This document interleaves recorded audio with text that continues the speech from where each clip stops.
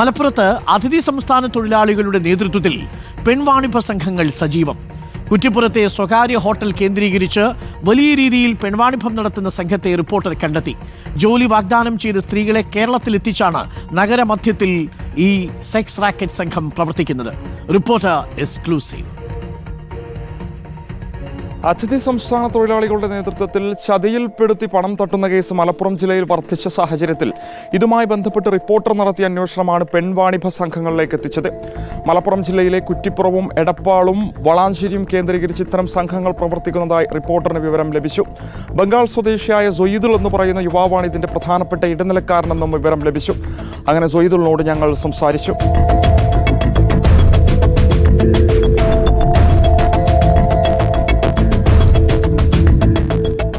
लड़की का फोटो भेज दिया व्हाट्सएप में. ओके, कितना आदमी जाएगा?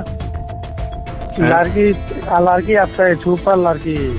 अभी लड़की वो एक लड़की है अभी रूम में, और एक मेरे पास, मेरी पूरी खुद में, और मेरा दोस्त, और वो मेरा रूम पे. देखिए तुम कितना बजे जाएगा? अभी जाओ, प्रॉब्लम नहीं है. സൊയ്ദുലിനോട് സംസാരിച്ചതിൽ നിന്നും വളാഞ്ചേരി മൂച്ചിക്കൽ കേന്ദ്രീകരിച്ചും മറ്റൊരു സംഘം പ്രവർത്തിക്കുന്നതായി വിവരം ലഭിച്ചു. വെലഞ്ചേരി മൂച്ചിക്കൽ റോഡില് വെലഞ്ചേരിന്ന് കുറ്റിപ്പുറം പോകുന്ന നേരത്തെ ഒരു പെട്രോൾ പമ്പല്ലേ, നിങ്ങൾ വെലഞ്ചേരിന്ന് ഇറങ്ങി വരുന്ന നേരത്തെ മൂച്ചിക്കല്ല് റൈറ്റ് സൈഡിൽ ഒരു ചെറിയൊരു പള്ളിയുണ്ട്. ആ റോഡിൽ കുറച്ച് കയറിയാൽ മതി. എത്രയാളുണ്ട്? ഒറ്റയ്ക്കില് വരിക. നിങ്ങൾ എവിടെ വന്നോ? എന്നിട്ട് ഞാൻ ലൊക്കേഷൻ വെച്ചാൽ 15 മിനിറ്റിന് 1500 രൂപയെന്ന് യുവാവ് ഞങ്ങളോട് പറഞ്ഞു. തെളിവിനായി തൊട്ടു പിന്നാലെ ഫോട്ടോകളും വീഡിയോ കോളും.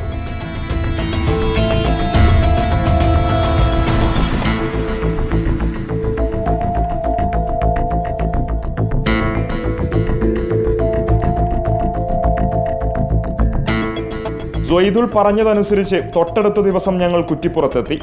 കുറ്റിപ്പുറം റെയിൽവേ സ്റ്റേഷന് സമീപത്തെ റോയൽ സിറ്റി ടൂറിസ്റ്റ് ഹോമിൽ കക്ഷിയുണ്ടെന്ന് പറഞ്ഞു. ഞങ്ങൾ നോക്കിക്കാണ് വഹിക്കാൻ ടെൻഷൻ. എല്ലാവരും മാസ്ക് വെച്ചിട്ട് വരല്ലേ? എല്ലാവരും മാസ്ക് വെച്ചിട്ട് വരണേ. മാസ്ക് വെച്ചിട്ട് വരണേ എല്ലാവരും.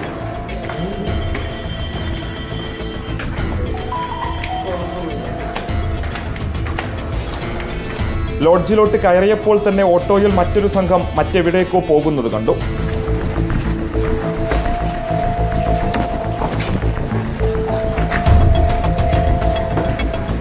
നാല് റൂമുകളിലായി മൊത്തം 4 സ്ത്രീകൾ ലോഡ്ജിലുണ്ടായിരുന്നു. ഓരോ റൂമുകളായി സൊയ്ദുൽ തുറന്നു കാണിച്ചു. അതിനു മുൻപായി തന്നെ പണം കൈപ്പറ്റി.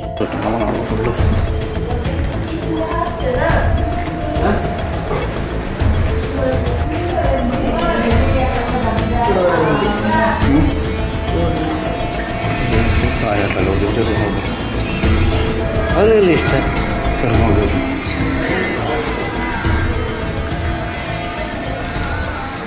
ഒരു മിനിറ്റ് ഒന്ന് സംസാരിക്കാൻ. എനിക്ക് റേറ്റ് സെറ്റാക്കണ്ടേ? വയസ്സ് നോക്കിയിട്ട് കാര്യമില്ല. റൂം ഏതാ? ഇതിനാണോ അപ്പുറത്താണോ? റൂം ഏതാ? എനിക്ക് വേറെ തരാം. എന്താ ചെയ്യാം? സുരക്ഷിതത്വം ഒന്നും സ്വീകരിക്കാതെയുള്ള ഇടപെടലിലൂടെ രോഗങ്ങൾ വിളിച്ചു വരുത്തുകയാണ് ഇക്കൂട്ടരെന്ന് അവരുടെ സംസാരത്തിലൂടെ തന്നെ മനസ്സിലായി.